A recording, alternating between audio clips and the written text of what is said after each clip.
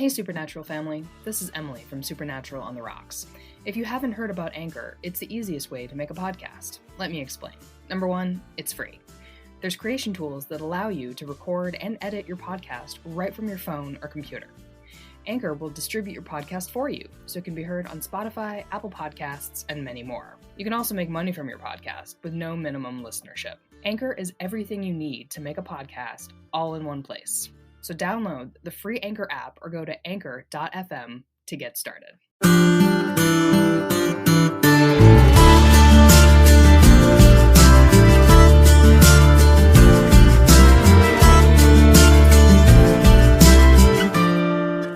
Don't you cry no more. So we're off to Malleus Maleficarum.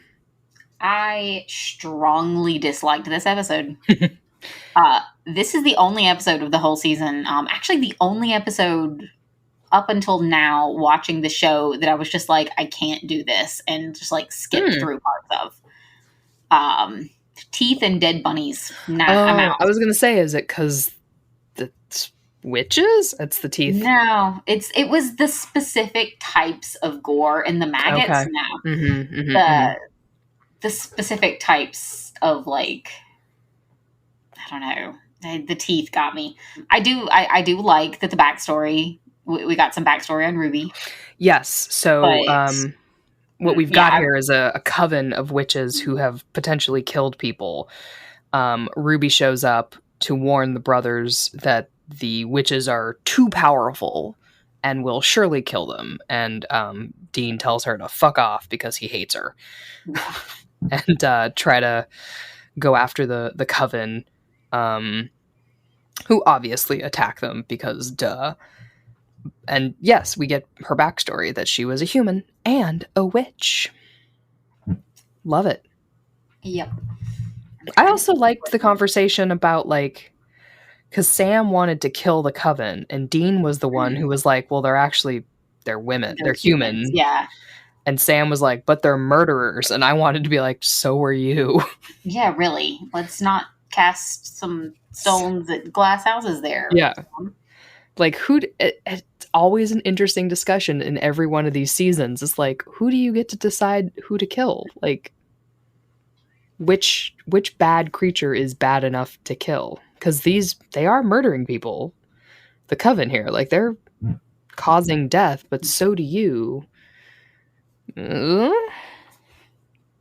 So, but yes, the backstory, we learn that all demons were human once. And then Ruby does tell Dean about the what's coming for him in the pit. Yeah.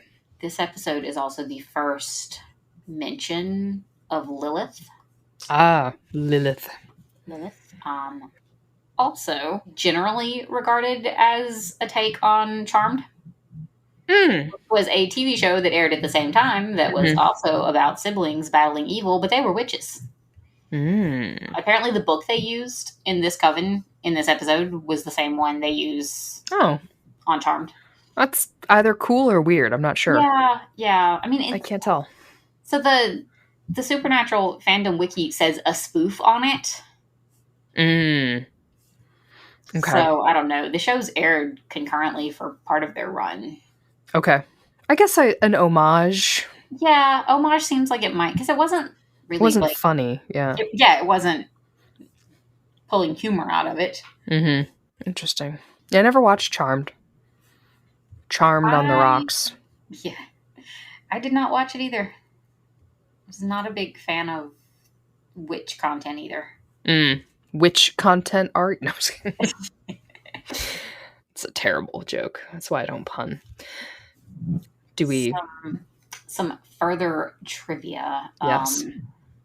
This episode was originally called Witch Hunt, and it was supposed to be a demon framing a group of women. But they decided the plot was too similar to Sin City, another episode in the same season. Oh. It's got to be really hard to keep coming up with ways to do stuff with demons. Yeah. Oh, this is also the first time Dean sees Ruby in person. Really? Yep. Oh, I guess, yeah. Yeah. Dean sucks in this season, especially in the first half. He does, yeah. And we say that as Dean stands. Like, Yeah. But this is just not... Nah. This was his... I know he's about to go to hell and he's not feeling the vibes. He's not vibing with it. I don't know how the kids say it, but like, it's rough. But he's kind of a dick. Yeah. To pretty much everyone, but especially the women. Yes. Well, he's also got some daddy figure trouble in this next episode, Dream a Little Dream of Me, where Bobby falls into a coma after what does he take? As a potion. Yeah. Poison potion. And he's in a coma he cannot awaken from, and he's battling personal demons, as we all do when we sleep. Who's had a good night's sleep in a year? I'm going to say roughly since March 2020. I would say that's March 2020 is maybe the last time I've felt good. Oh, yeah. So it did make me laugh that we early on come in, like Dean walks into a bar and Sam is drinking alone at it, and Dean acts like this is a strange thing when, like, don't they spend half of their time not actively killing monsters, just like sitting in a bar drinking whiskey? Yes, I don't see them do it's either that or in a motel room looking at laptops. Occasionally at a diner, but you ever see them charging their laptops? No. That's the real magic. That shit would be dying constantly on the road. Yeah. And the Wi-Fi in a motel. Have you ever had good Wi-Fi in a shitty roadside motel? I mean, in 2005? I was about to say, especially when this is set. What magic is that? I feel like most cheap motels were not offering Wi-Fi until like 2010. Yeah. Yeah. That's some demon work right there. Maybe that's Sam's real demon power. That's how it was manifesting. Wi-Fi and full battery. Wherever his little demon blood wasn't like a bomb was going to go off inside of him or something. Yeah. It was free Wi-Fi and a forever charge. God, would sell my soul for that. I would too, honestly. Wow. We cracked it. Yeah. And now I'm just jealous. I am too. But yeah, we have Sam sitting in a bar drinking alone, and Dean, coming in. Another angsty moment between the two of them as like part of the lead up to Dean ceasing to exist. Cease to be. Yep. But yeah, I like a Bobby episode. I like a Bobby episode. Yeah. And a little backstory episode about why he became a hunter. Yep. We had a little African dream route, a little dream walking here. With some air in it. Ugh. It's polyjuice potion. Yeah, it pretty much is. Yeah. I love that Dean had to call Bella for help. You know how much that hurt. Yeah, so they have to go into the dream world to talk to Bobby and get him to wake up. And in the dream world, Bobby is being attacked by the ghost of his wife. Which sucks. Yeah. And Dean tells Bobby that he's like a father to him. Oh. And this episode leads to my favorite scene of the entire season, which is Dean versus Dean. Oh, because Dean, like Sam and Dean, both go into Dean's dream, and I don't know, he yells some truths at himself. He does that, and I love that Dean is his own worst nightmare. Yeah, I mean, we have the daddy's blunt little instrument thing where like Dean is kind of forced to face that, like, that's what he thinks he is. Yep. And then we have Lisa and Ben, which again sets up this concept that, like, low key, what Dean really wants is just a life that is not being the blunt little instrument. Like, I feel like that shaped a lot of Fandom Dean. That his desire was to eventually not be a hunter. Which is like, that is not even that's like right in the text. Yeah. In his dream, that's the family he doesn't get to have. How is that when anyone's talking about Supernatural, like, oh, he wants to be a hunter, like, but right there several times When the djinn has him, he's dreaming of not being a fucking hunter. Yeah. When he's taking a dream route and he's walking in his own dreams, he's not a fucking hunter. Like, and his own self is yelling at him about being as obedient as a dak dog and having his dads and all these things that are not him. But no, the writers at the very end of the series are like, you're still a hunter and you're going to die at 40. Like, what is wrong with you? Oh, it's so dumb. No, we love this show. Yeah. But Jensen acted the fuck out of that scene. He did. He's getting really good. He is. And I was the one who was like, he's not that great early on. But you were, I know. Yeah. I'm ready to retract it by this point. He's good. He's getting good. He's growing up. And I had forgotten about that scene until it came up and I was like, ooh. All right, everyone and their daddy issues. Yeah. A lot of daddy issues. Love a good daddy issue. Bella does steal the colt, though. Yes. Whoops. I mean, is anyone surprised? Nope. Then we move on to 311, Mystery Spot. I remembered the episode because, again, it's just like an X-Files episode. Yep. But I didn't remember the end of it. The not the end of it, but I didn't remember the trickster. Oh, uh-huh. Yeah. So this was a fun surprise. Yes, this is the episode where Sam and Dean are investigating some shit, and then Dean is shot and killed. Yep. Boom. Cut to commercial, and you're like, I'm sorry, what? Surprise. Now, the real surprise would have been Sam investigating the rest of the show by himself. Yeah. 16 years. For 16 years. Sam. But no, he wakes up the next morning and Dean is alive and well. Because it's the same morning. Is Groundhog Day. And he does this over and over, constantly trying to prevent Dean's increasingly bizarre deaths of getting smashed, crashed, bashed, shot, hit by a car, etc.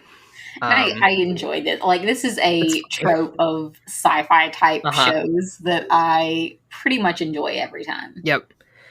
This episode on the X-Files was called Monday. Yep. And here it is a Thursday. Yeah. But yeah, just a good episode. I did write down, he gets shot in the funhouse. A more realistic ending than backing into a piece of rebar. Yeah, I mean, honestly, yes. Yeah. All of these deaths were more realistic for him than backing into a piece of rebar. We're always going to be mad about it, and if you don't like that about us, you probably shouldn't listen to the rest of the podcast. And we're okay with that. We understand ourselves. We respect you and us. Yes. Of all his many deaths, apparently Jensen Ackles said that death by taco was his favorite. Nice.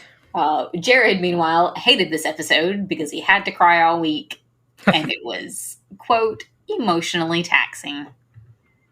Oh, boo-hoo. Yeah. Work for it. I did appreciate the trickster calling them out on their obsession with each other. Yes.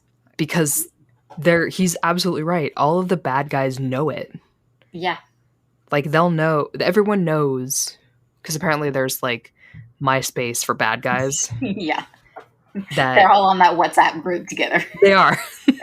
There's a text group. Yeah. That they will do absolutely anything for each other, even when it's the bad move. So they better watch themselves. Yeah. And it does revisit the idea that Dean is already supposed to be dead. Like, the natural order of things is that Dean should be dead. Poor Dean. I'm trying to think. I didn't actually take a lot of notes on this episode. Just X-Files and Trickster. Yeah, that's about it. Yeah. And that it was funny. Yeah, it was. I mean, it was a good episode.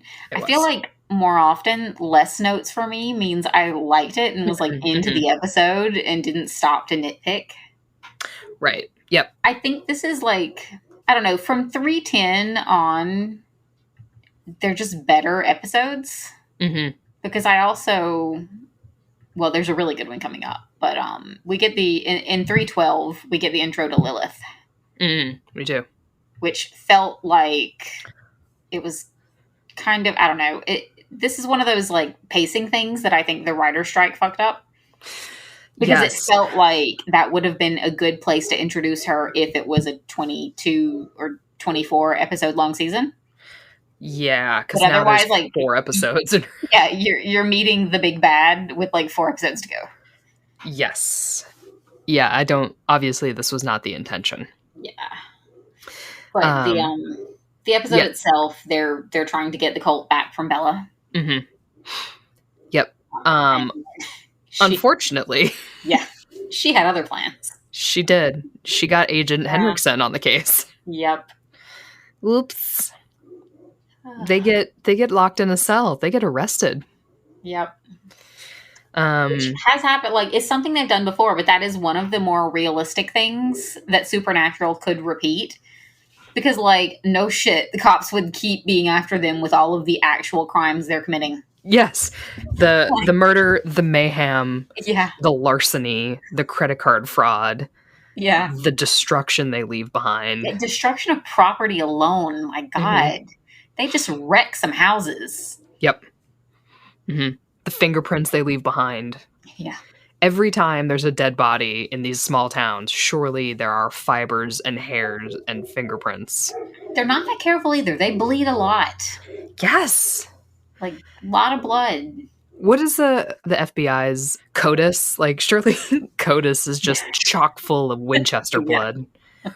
And then, wouldn't they be testing Sam's blood? And they're like, this is not right. You would think. Like, something about this blood sample is fucking weird. All right, and speaking of blood, and also your points earlier about gunshot wounds to the shoulder, Dean gets shot in this episode. Just a thing. Yeah, the who is it? It's like whether an FBI guy shows up who is possessed. Yeah, just shoots Dean. He's fine later, obviously. Yeah. None of these wounds have any lasting impacts. No one ever, like, limps. Sam's shoulder is fine. Yeah. I want, like, an entire fic that's just, like, Dean stopping one day and being like, good God, my back hurts. My shoulder aches. Like, just them having to go to some small town for chiropractic work. Yeah. And, like, rehab to get an arm to lift above their head because his shoulder never healed. Like, your rotator cuff is so delicate. If you got shot right through it, the whole socket, it wouldn't work. I mean, I sleep wrong and mine hurts for a week. I sprained my ankle last year and it still doesn't work right. Like,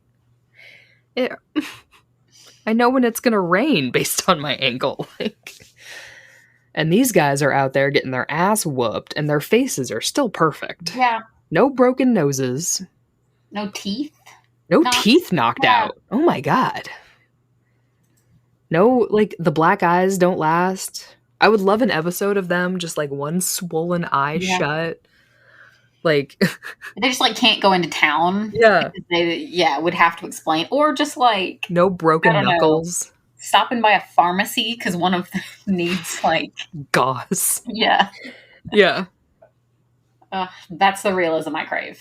I was watching A Quiet Place too, and them having to go get supplies from a pharmacy, and just imagining, getting some hydrogen peroxide and Neosporin. Like, we're fine. It's just... They just have to restock on liquid Band-Aids. Yeah. Some butterfly bandages and, I don't know, tweezers for getting shrapnel out. No scars. Nothing. Nope. It's just rude. Come on. Realism. Make them hurt a little and make it last. Make it hurt. That's how you know younger women are watching these shows. Like, make it hurt. I want to see that wound later. Don't show me the teeth, but I want to see it bleed. Yeah. And then I want to see a nice, strong angel put him back together. This is all I Show me require. the healing. Yeah. Show me the pain, show me the Yep. hurt, and then show me the comfort. It's right there in the trope title. Yeah. What is not obvious? Yeah. We've made it so easy for them, and they've just fucked it up the whole way. What? They just can't get it right. Can't get it. This is why we have to do it for them. Yeah. And Supernatural fans really do. We do. Look at Number 100,000 fic. Congratulations to all of you Supernatural fans out there for 100,000 Destiel fics. And congratulations to Misha himself, who seems to take this as a point of personal pride. I mean, honestly, he probably wrote a couple hundred of them himself. Just had to push him over the finish line. Yep. So, the episode, though.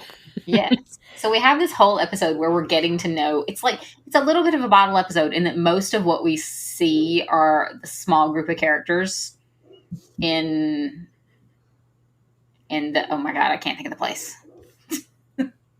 Colorado? No, I was going to say the station. Oh. Yeah. So we see these, this group of people in the station. And we get to know them a little. Like, Nancy is the only one whose name I remember. But, ooh, yeah, I don't remember their names. Yeah, but I mean, like, multiple conversations with these characters, which can only mean something horrible is going to happen. Yeah, basically. If you know their name, they're going to die. Yeah. But yeah, this, a little more about Ruby, a little more about Lilith. Mm-hmm. And we meet Lilith at the end. We meet a small child. Yes. Named Lilith. Yep. I really love the potential of Lilith. As, I mean, obviously, I just love a creepy kid. Yeah. This season really provides that. But not enough. No, sadly. So yeah, Lilith shows up at the end, and after Dean and Sam have saved the day, she kills everyone. Yeah. Mm-hmm. It's just like, all right. Boom. They did all that work, too. Yeah. Yeah. I know. And then they have the confrontation with Ruby, where Ruby, like, shows up and basically says, like, should have done it my way, which really should have. Mm-hmm. If you wanted the situation to improve. Mm-hmm. Should have let Ruby do her plan. Dean can't listen to a woman. He really can't. And especially not a woman who is challenging his, I don't know, career field? I don't know how to say that. Challenging his station within his authority. Yeah, he does not want to see a woman equally strong, equally smart. Mm-hmm. And trying to reach their own end that doesn't coincide with his. Mm-hmm. Yep. And she's evil because she's a demon. Never mind that he's the one with a soul that's been sold. Right, like, he's the one off to hell. Which I think he's probably a little sore about. Yeah, he's a little prickly on that topic. It's maybe subsuming a few things about that little problem. It's maybe sublimating. But we do go from this, like, somewhat serious end where Sam and Dean accidentally got a bunch of people killed to Ghostfacers. Was this your favorite episode? It was probably tied with Bedtime Stories. Okay. Yeah. Yep. This was my... I think this was my favorite episode. It just has one small problem with it. Oh. Yeah, they kill the gay. Yeah, that's definitely my biggest issue. Corbett and Ed deserved a happy ending. I know. It was also Ted from Schitt's Creek. Oh, yeah. Which it took me forever to realize. And I was like, hey, it's Ted from Schitt's Creek. I knew he looked familiar, but yeah. Yep. Huh. I know. I thought that was funny. It's like, I recognize that little jaw. Yeah. But yeah, they. I'm just gonna assume that Ed is actually gay, and they would have been in love. Naturally. But yeah, so this episode, at the beginning of it, they actually mentioned the writer's strike. Yes. Which is some meta stuff there. Yep. Which means this was written after that. Yeah. So that's kind of where the break happens, if you trying to figure out the timing. But yeah, so the Ghostfacers are they have their pilot for the reality show that I guess we are watching the pilot. I think so, yes. Because it's got the Ghostfacers group with like Ed and Harry, and then Sam and Dean are shown like as part of the group. It's just a fun episode, except for Corbett breaking my heart. I know. But yeah, I don't know. I feel like this episode was a nice break in tone, which kind of makes sense considering there would have been a break in actual episodes too. Yeah, I wonder if this happened before or after Lilith. If like that was the break, number 12. Oh yeah, I don't know. Like if she showed up and then it was like, oh no, that's the... So let's see. This episode aired... Ghostfacers aired April 24th, 2008. And the previous one aired February 21st, 2008. So there was like a 2-month break between those. It might have been. Yeah. Although there's often like a break in the middle. Is it usually 2? I don't know. I'm used to like December hiatuses. And it looks like it was airing regular weekly. Yeah. 14th. There was a big gap between Fresh Blood and A Very Supernatural Christmas. So there were a couple gaps. So yeah, it looks like the writer's strike was kind of messing around in here. Don't actually remember when the writer's strike happened. November 5th to February 12th. Okay. Yeah. So I guess they were, like, the February episodes would have been airing ones that they had already... Well, you would have had to write and then film. So Ghostfacers would have been that after. Yeah. That makes that makes sense here. So Justin Bello, which is funny that they named it that, because then all the conventions are named Justin Bello.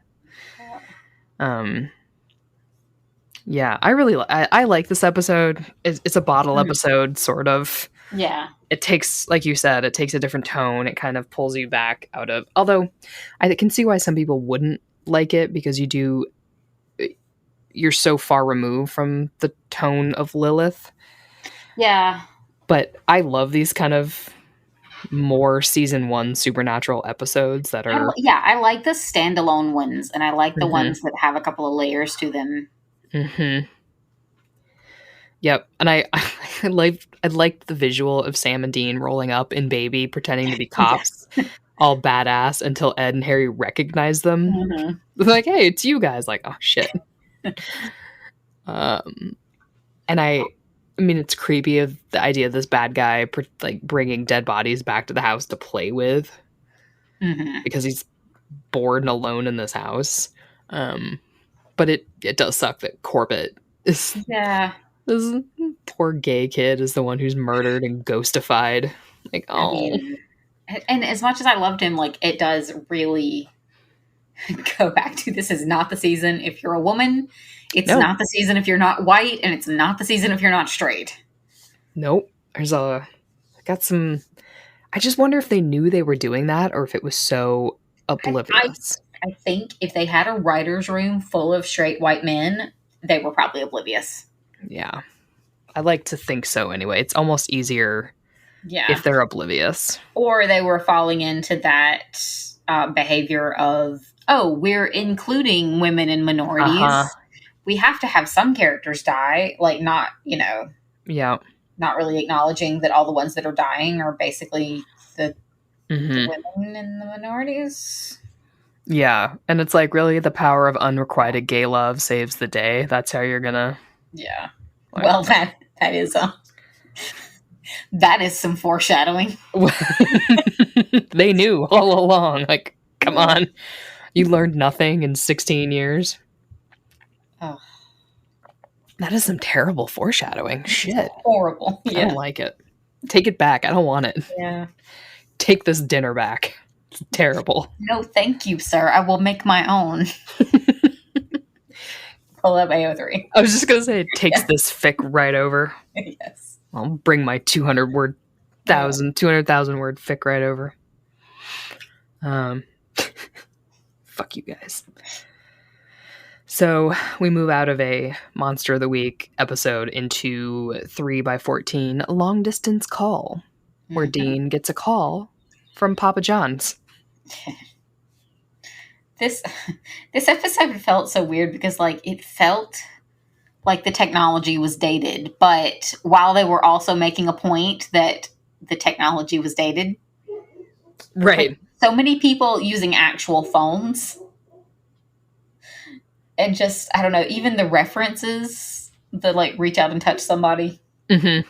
I was like, oh, feels very early 2000s. Yes. Mm-hmm. Like, what is this ghost gonna like DM me now? Yeah. Yeah. And I think it's interesting that Dean would even consider that John is on the other end of that phone. Yeah. It seems unrealistic for his character, who doubts everything. Mm-hmm. He does have the daddy issues, though. He does. So what's happening is people are getting phone calls from people who are already dead. Which is that's a cool supernatural thing to happen on a TV show. I feel like they could have done better with the episode, but they were also fitting in a lot of, I don't know, a lot of the feelings about Dean dying. Yeah, because we've also got Sam wanting to summon Ruby to try to find a way to save Dean. And that's when Dean tells Sam that Ruby already told him that there's no way to save him, which pisses Sam off that Dean talked to Ruby about the thing and didn't tell him. This little triangle of who's talking to Ruby about what, even though Dean hates Ruby. Yeah. I mean, if I were Ruby, I wouldn't want to be telling Dean things either. I know, right? And everyone thinks, and Dean thinks Ruby's a liar anyway, so why does he believe her about this? And Sam believes Ruby, but knows that Dean thinks Ruby is a liar, so it's a very complicated, like, who believes Ruby today? Yeah. So, the voice of Papa Winchester on the phone, calling collect, says that he knows who the demon is who holds Dean's contract. And that's the contract that he sold his soul to the Crossroads demon. So apparently, the Crossroads demon isn't actually the person who holds your soul. They're just the one who makes the deal. They are the retail worker. The broker. Yeah. The bank owns your house, but the broker I don't know. And that John somehow knows that if Dean breaks the deal, Sam dies, which is this whole thing that... I mean, I had an issue with that conversation. It's the same issue I have with a lot of conversations in shows, which is like, if you know you're talking to someone through some sort of supernatural means that will probably not last, just get the words out. Mm-hmm. Let's not dance around what's going on. Yeah, just say it. Say it fast. Just do it quick before the supernatural line cuts out. And at some point, Dean finds like evidence of demonic omens that have been following him around for the last couple weeks, and it seems to be because like the clock is ticking, perhaps, or something. And I liked that Dean admitted he was scared. Yeah, that was because nice. he should be. That was some nice feelings. He'll admitting some feelings here. because it's about goddamn time. But I didn't have a lot else on this episode. Yeah. There was a lot happening, but nothing. I did make another note about them calling women bitches way too much, because this episode was also not a good one for it. No. Not great. Not great, Dean. Yeah. Or Sam, either one of you. And we go from that into the next to last episode of the season, which feels shorter as we're talking about it than it did actually to watch it. Yeah, it really caught up on me, because I was telling you, like, oh, I'm on this episode, I'm getting close to the end. And I was like, wait, nope, this is in fact the end. Whoops. Yep. But yeah, we have Time is on My Side, episode 15. Mm-hmm. We meet Rufus in this episode. Yes. I like Rufus. Mm-hmm. Yeah, and the basic plot of it is something is surgically removing body parts. Zombies, according to Sam. Mm-hmm, mm-hmm, mm-hmm. Or according to what Sam tells Dean. But then, of course, John Winchester's all-knowing journal gives them the actual answer, and it's Doc Benton who found a way to live forever. By just replacing his body parts. Which Sam thinks that they can do to Dean. And that seems like a very badly thought out plan. I'm baffled that Sam was like, we'll just keep replacing your body parts. Also, where would you get them? I mean, come on. And also, it's not that Dean's dying. It's that he's going to hell. Yeah, I don't think that is really gonna work, Sam. No, Sam. You're supposed to be college educated a little bit. Like, let's think about that one. Yeah. I did like the little nod to the urban legend of waking up in a bathtub of ice with a missing kidney. Yeah. That was kind of funny. Yeah. We also get more Bella backstory in a very telling, not showing way. We're literally just told her story. Yes. Just spoke the words. Yep. I made a deal with a demon to kill my parents. Yeah. Okay. I'm like, wow, that feels like that should have perhaps been more like told to us in a slightly less clunky way. And maybe over a few more episodes, but perhaps that was a writer strike issue as well. Yeah. But this is like, we get Bella's story, and this is the last time we see Lauren Cohen as Bella. Well, because her deals, her deals due. Her time has come. And that would have been, like, I wish we'd had more time to see them show the parallel of Dean and Bella, both having, like, deals with the devil or whatever demon has their contract. Well, turns out it's the same one that holds Dean, Lilith. Who I guess holds all contracts? I guess so. I appreciate Lilith being a creepy little girl, but also I can't unsee Lilith from Frasier or Cheers. Did you ever watch? No. Shows? No. Yeah. It was, I was trying to remember the actress. BB Newirth plays her. Oh, funny. Yeah. So I'm just picturing BB Newirth went, like, that's my, like, first, like, gut reaction to hearing. That's okay, too. Both are good. Yeah. Both A Small Child and BB Newirth. Yes. She would have been an amazing demon on Supernatural. Yeah, that actually would have been really exciting. Yeah. But yeah, and this is the episode where Dean references The Walking Dead, which Lauren Cohen stars in. Mm-hmm. That's awesome. I think it's funny that somehow both of their contracts are due in the same time frame. Like, or about the same time frame. Yeah. Bella had 10 years, and of course Dean only gets one. Because he's a terrible negotiator. He really is. I mean, should have let that 14-year-old Bella handle his. Yeah, really. She got a much better deal. Still didn't work out for her because she gets, well, we assume dragged to hell. Which, I don't know why I said again, but why don't we ever see her again? It's not like we don't go back to hell. Maybe is she's Lauren just like Cohen just too busy. I was gonna say maybe Bella is just pissed at him. Yeah. Someone is like, oh, got an appointment with Dean and Sam, and she's like, well, fuck that. I am out of here. I'm going for a walk. Like, we visit hell a lot in later seasons. And, like... To be honest, if I were her, I would not want to be in the same room as Dean either. No. Like, Castiel goes down there, and Dean's like, hey, grab this one too. And Bella's like, you just leave me the fuck here. Yeah. She's like, no, hard pass. Just don't even pick me up. But yeah. When Rowena is queen of hell, Bella's just like, I'm going to be on the other side now. Thank you. Shockingly, Sam's plan is not what they go with. Dean does not end up for the next 10 years just replacing his organs. So weird. Yeah.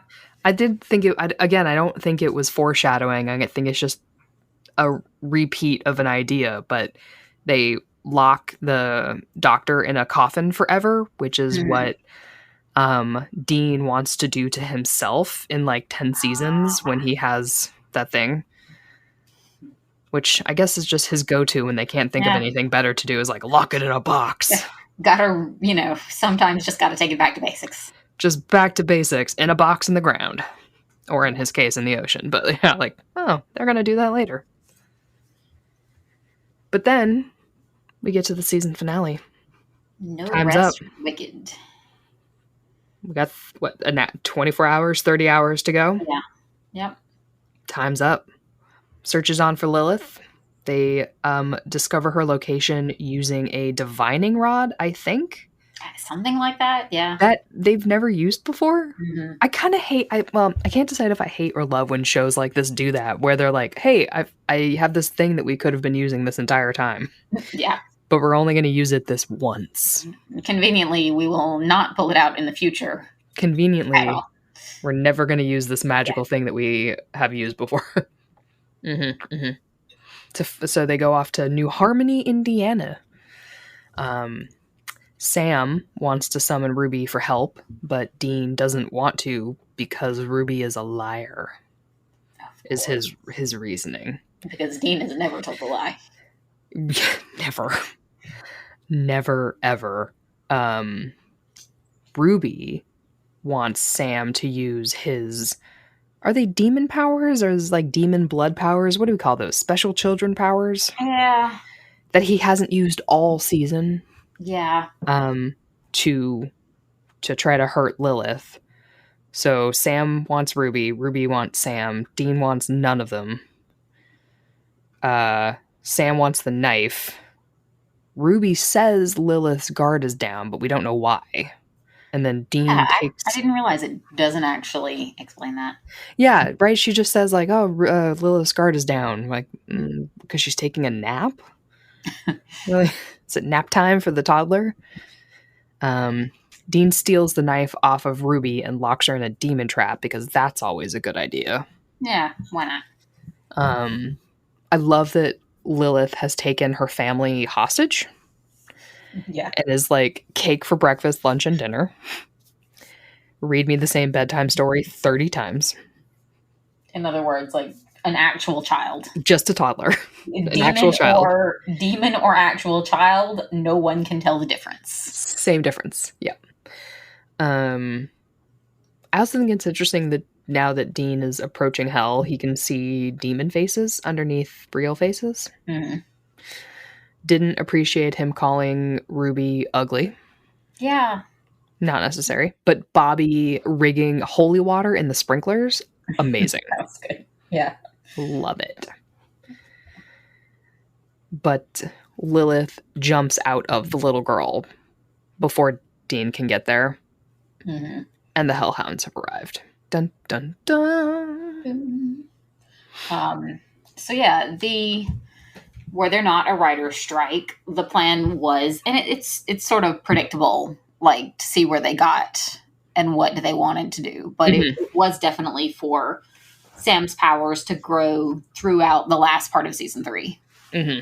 And then Sam would stop Dean from going to hell. So he wasn't actually supposed to go to hell. He was going to be saved in the season 3 finale, which would have definitely changed the Castiel storyline. Right. And that's one reason, like, I'm kind of okay with how they did it because we don't Anything need... for the gay angel. Yeah, exactly. Yeah. Honestly. We're simple creatures. Yep. So what would they have done with... I mean, so Cass was only supposed to be in like 3 or 4 episodes anyway, but he was so awesome and hot that they kept him. Yeah, well, I mean, it basically says that he just might not have been introduced, that like that might not have been a thing. Oh my god. Yeah. And then Supernatural would have been canceled by season 6. Exactly. Because it was Kripke that said that the writer's strike basically raised the stakes because they didn't really have time to come up with a reason for Dean not to go to hell. So they were just like, well, guess he's going to hell. Mm-hmm. Hey, sometimes you got to work with the judge. I think this is better. I agree.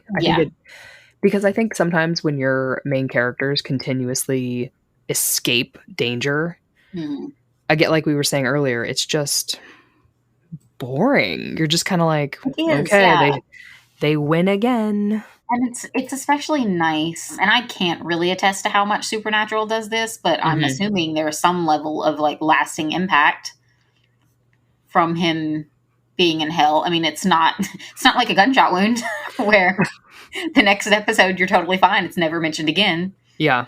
I mean, Dean, the one thing that character has in spades is trauma he carries with him. Mm-hmm. How much of the other seasons have you seen? I forget. I have seen until Cass goes into the water. Okay. Yeah. Conveniently timed. No relation at all. I definitely didn't go, fuck it, I'm done with this show. Definitely it not appeared at as all. though Cass, because at that point we didn't know he was going to come back. And Supernatural had killed enough side characters that I didn't assume he was sci-fi dead. Okay. Yep. I mean, it's a reasonable. I can see. I had moments of doubt. I was definitely like, oh shit. I have seen a handful of other episodes over the years that people like told me were really good, or I definitely watched some more Dean and Cass ones, but I can't remember. I probably won't remember until we get there where they fall in that, 9 years of show. I think Cass was enough of a side character even then that they could have gotten rid of him. I mean, what's her name? Sarah Gamble hated Cass enough that she would have killed him and been okay with that. So that's fine. So one of the other things the writer's strike changed around is that Mystery Spot was supposed to be the episode the season ended on, or was very close to the end. Like Mystery Spot was somehow going to be how they wrapped it up. Really? Yeah. Why?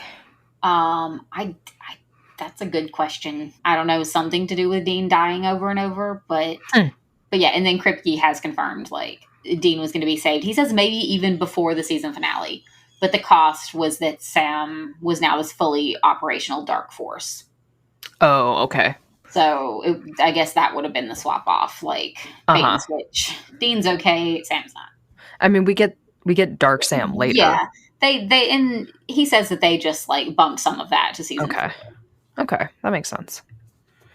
I actually forget some of Dark Sam because there's like Demon Blood Sam, and then there's also Power Hungry Sam, and I kind of forget because I don't care.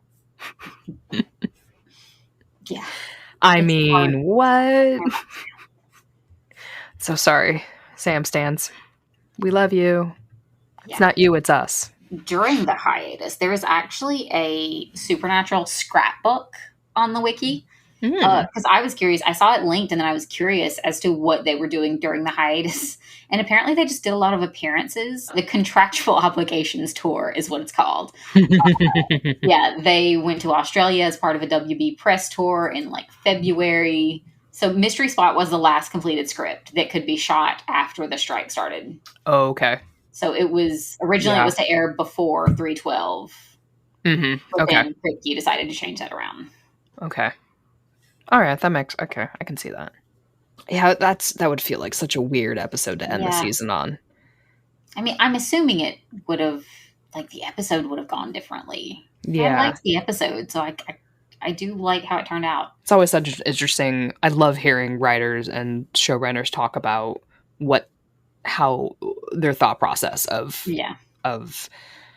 screenwriting and how they made the show happen, because I think a lot of people think that a show happens sequentially.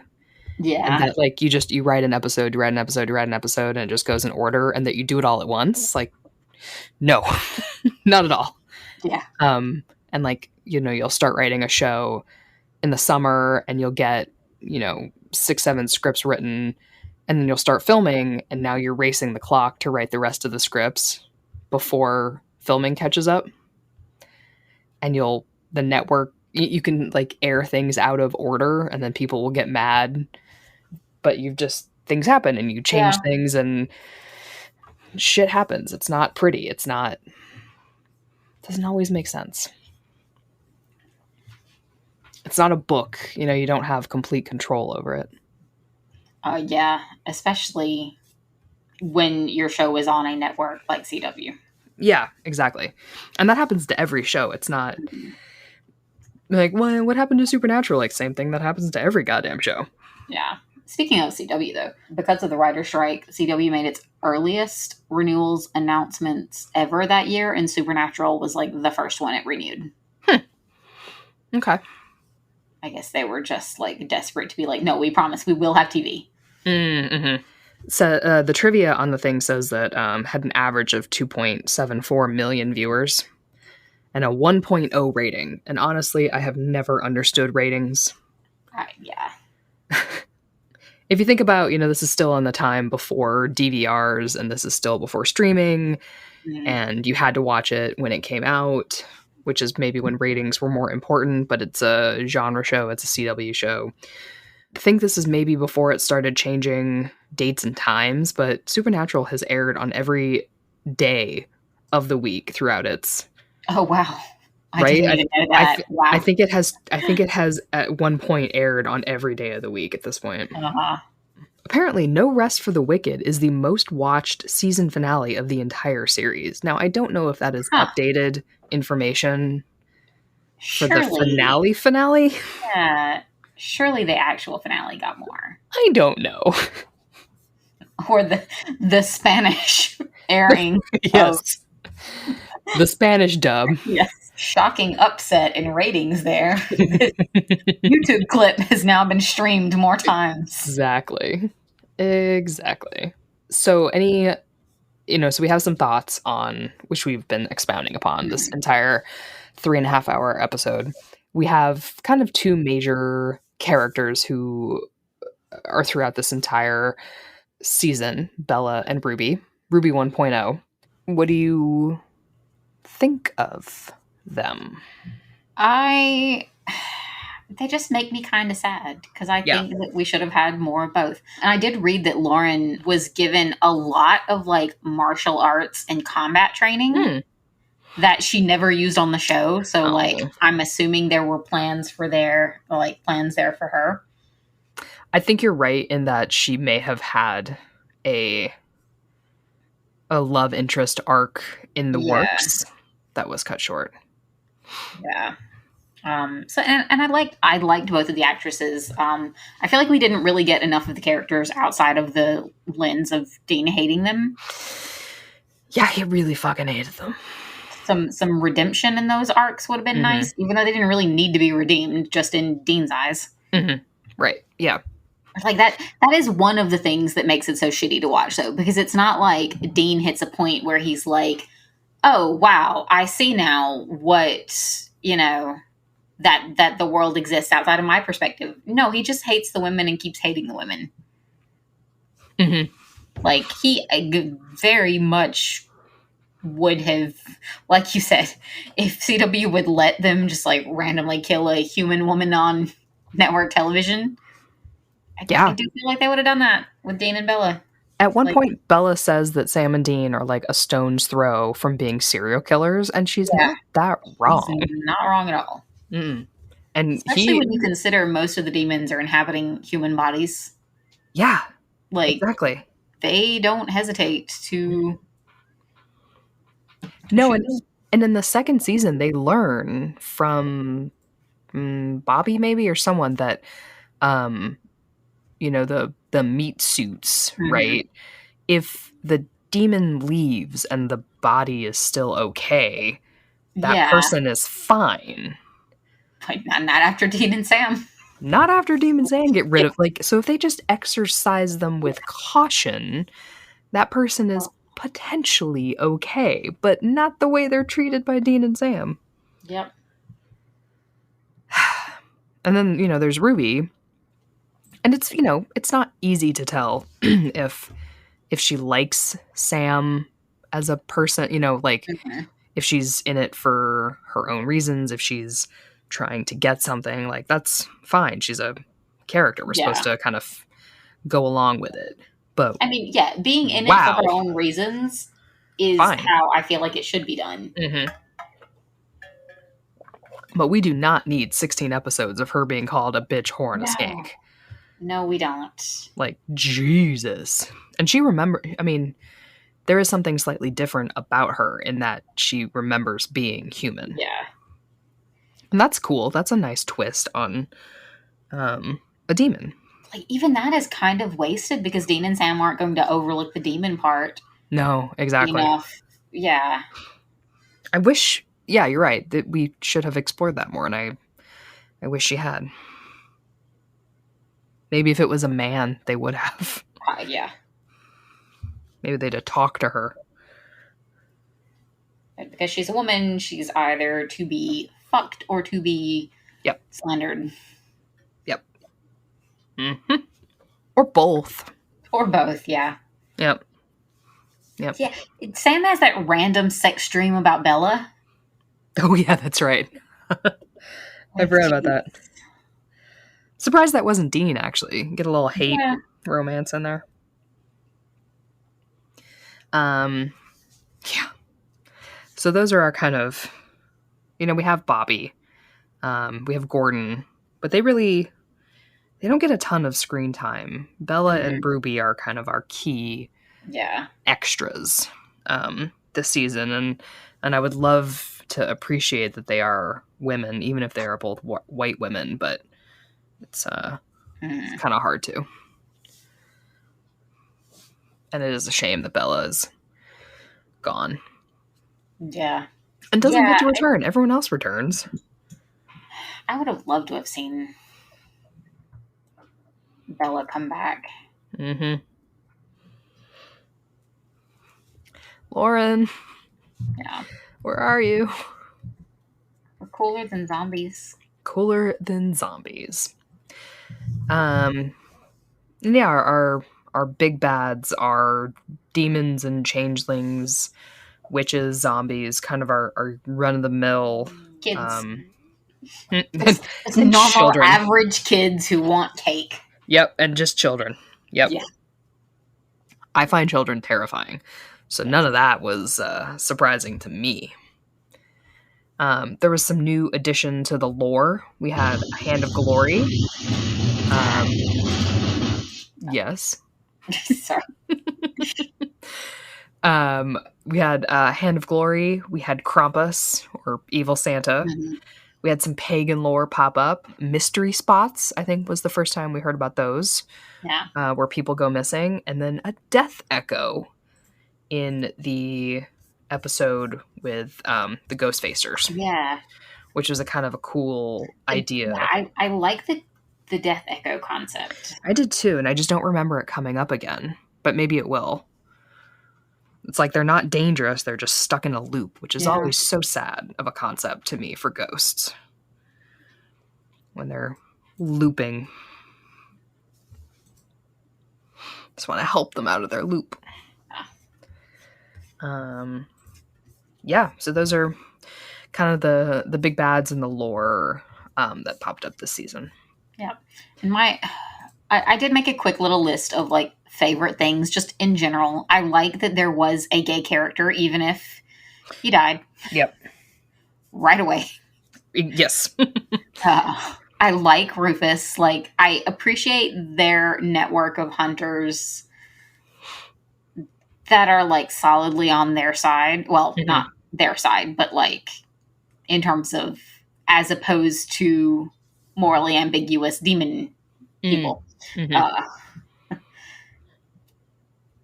Yep. But yeah, I don't know. This was just not my favorite season. Mm-hmm. I'm excited to get into season 4 for no particular reason. None at all. None reason. I do suspect it will take us less time between episodes. Yes. Now. Yep. Like, actually, we're going to wrap this up and so I can get watching. Yeah. I'm just going to going. If I start now. If I start now, we can get the next episode out tomorrow. Yeah. Catch us tomorrow with all new episode. Yeah. Yeah, yeah, it's not my favorite. It's fine. Mm-hmm. It's fine. It's fine. I think that the writer's strike is never their fault. Yeah. You always have to give... I think I would have had a less favorable opinion of it without the writer's strike. True. Because I like the Dean being in hell thing. Yes. That sort of fits in with make it hurt. Make it hurt. Yes, exactly. Consequences for those actions.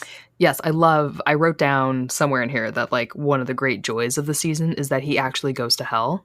Yeah, it really is. Like, mm-hmm. It makes it feel like everything he's doing to like emotionally prepare isn't entirely, like, even if he doesn't stay there, it's not entirely mm-hmm. for nothing.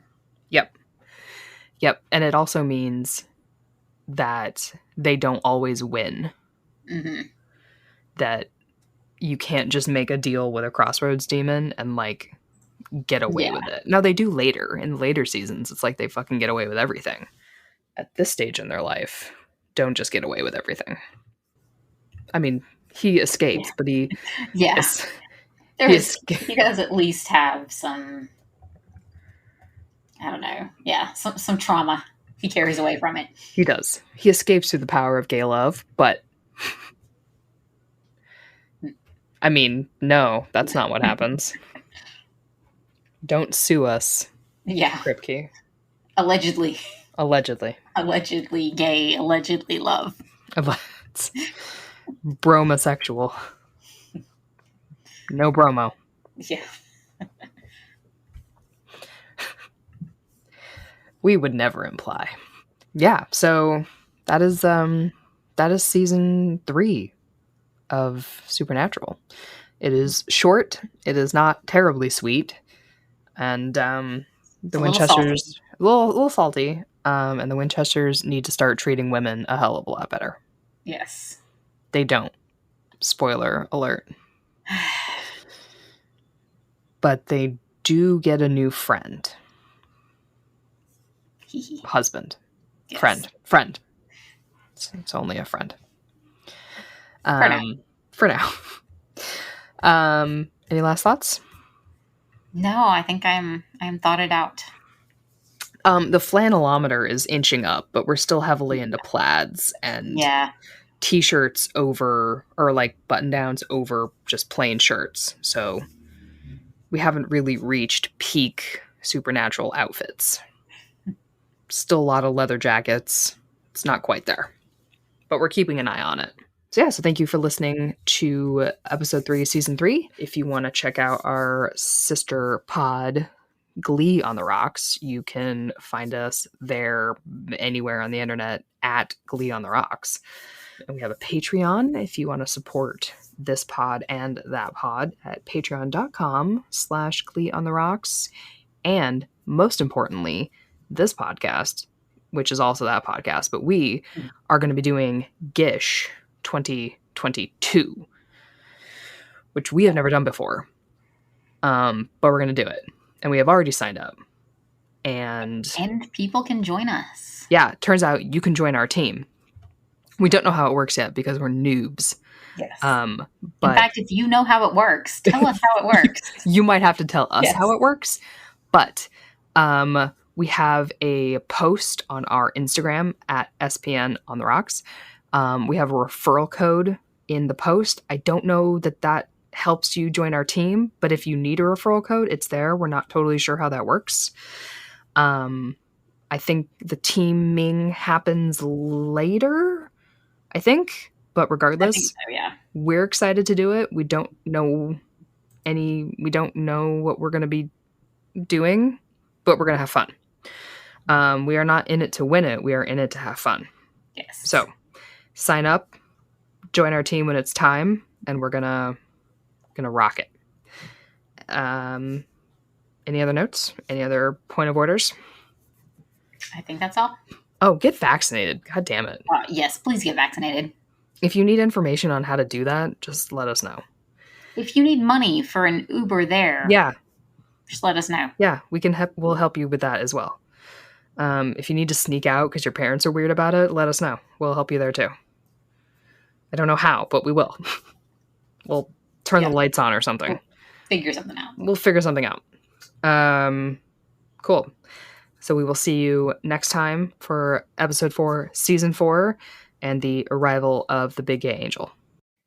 You've been listening to Supernatural on the Rocks, a podcast by OTR Productions. A huge thank you to our sound editor, Adriana, and our podcasts, who secretly run the show. For more episodes, download us on Apple Podcasts, Spotify, Google, or wherever you get your podcasts. Follow us on Instagram, Twitter, and more at SPN on the Rocks. If you'd like to support the podcast, you can subscribe to our Patreon account at patreon.com/gleeontherocks. Subscribers get ad-free episodes, exclusive mini-episodes deep diving into the fandom, salty opinions, and more. So until next time, this has been The Road That Was.